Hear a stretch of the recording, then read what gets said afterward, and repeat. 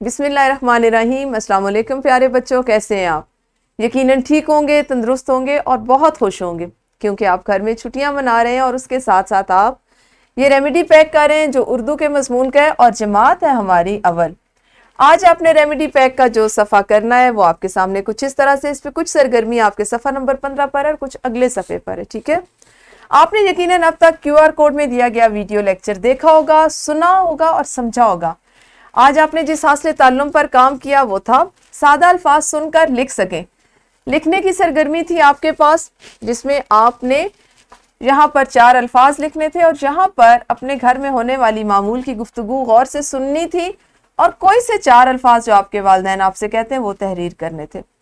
ये तो बात हुई रेमेडी पैक के सफ़े की, जिसको आपने मुकम्मल कर लिया होगा। अगर कुछ बच्चों ने नहीं किया तो परेशान होने की ज़रूरत नहीं, आप अभी इस वीडियो को देखिए, लेक्चर को देखिए, सुनिए, समझिए और रेमेडी पैक का ये सफ़ा दोबारा से अच्छी तरह समझते हुए कर लीजिए। ठीक है, हम बात करेंगे कि सादा अल्फाज को सुनकर लिखना। प्यारे बच्चों, आप देखें कि बोलचाल में हम दिन में बेशुमार ऐसे अल्फाज हैं जिनको बोलते हैं, लेकिन कुछ अल्फाज ऐसे होते हैं जो बार बार दोहराए जा रहे होते हैं।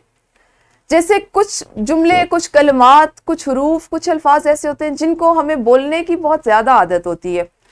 तो आपने क्या करना है कि आपने ऐसे तमाम अल्फाज जो आपके जहन में महफूज हैं, जिनको आप सुनते हैं, अपने गौर करना है। आपने आज के दिन में गौर करने की अपनी सलाहियत को, सोचने की, समझने की सलाहियत को ज़्यादा इस्तेमाल करना है। यानी आपने अपने घर के माहौल में अपने वालिदैन से, अपने बड़े बहन भाई से, नाना नानी, दादा दादी रहते हैं तो उनकी बात को सुनना है और ऐसे अल्फाज जो आपको लगता है कि उनकी बोलचाल में बहुत ज़्यादा इस्तेमाल हो रहे हैं या आपके लिए वो नए हैं, तो आपने ऐसे अल्फाज सुनने हैं। ये पूरे दिन की सरगर्मी है। ना सिर्फ उन नए अल्फाज को जो सादा हो, आपके ज़हनी इस्तेदाद के मुताबिक हो, उनको सुनना है, समझना है, बल्कि जो हमने जगह दी हुई थी वहाँ पर लिखना भी है।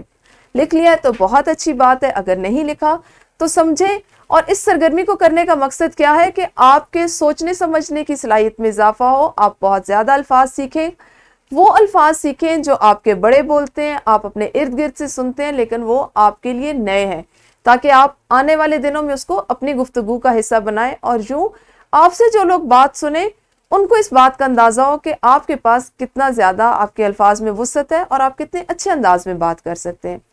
इस हासिल ताल्लुम का यही मकसद है कि आप नए अल्फाज पे गौर करें, उनको सुने, ना सिर्फ सुने, उनको लिखने की मश्क भी करें, ताकि सुनने के साथ साथ लिखने की भी आपकी अच्छी मश्क हो, आपकी लिखाई भी खूबसूरत हो। कल आपने क्या सीखना है उस पर कल बात करेंगे। उस वक्त तक अपना ख्याल रखिए। अल्लाह हाफिज़, शुक्रिया।